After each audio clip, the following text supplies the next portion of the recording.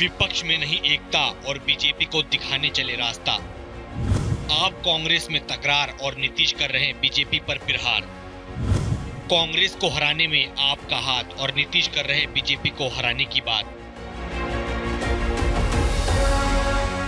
विपक्षी एकजुटता की कयावत के बीच भाजपा भी अपनी चुनावी रणनीति को धार देने में पीछे नहीं। उसने साल भर पहले से ही हारी हुई और कमजोर लगभग 160 सीटों के लिए बड़ी तैयारी कर दी थी। इसके अलावा जीती हुई लगभग 300 सीटों को भी बरकरार रखने के लिए कोई कोर कसर नहीं छोड़ी। इसमें कई जगह बदलाव व नए समीकरणों को भी भाजपा अपनाएगी। पुराने साथियों को जाने और नए के जुड़ने से भी कई सीटों पर असर पड़ेगा, लेकिन पार्टी का मानना है कि संख्या में बहुत ज्यादा अंतर आने की संभावना कम है। ऐसे में भाजपा के पास अपनी 301 और एनडीए के साथ लगभग 329 सीटें हैं। राज्यवार स्थिति में विपक्ष की एकता और संभावित चुनावी रणनीति को ध्यान में रखते हुए भाजपा ने पहले से ही अपनी तैयारी शुरू कर दी थी। पार्टी सूत्रों का कहना है कि विपक्षी एकता की इस मुहिम से ज्यादा असर नहीं पड़ेगा। इससे कहीं सीटें कम हो सकती है तो कहीं बढ़ेंगी भी। वैसे भी पीएम नरेंद्र मोदी के सामने विपक्ष के पास कोई चेहरा नहीं। उनके पास अपने मतभेद है और अलग अलग राज्य में अपने टकराव भी। ऐसे में कितना तालमेल होगा तय नहीं। भाजपा के एक प्रमुख नेता ने कहा कि विपक्षी दलों के पास सरकार या विकास के लिए कोई एजेंडा नहीं,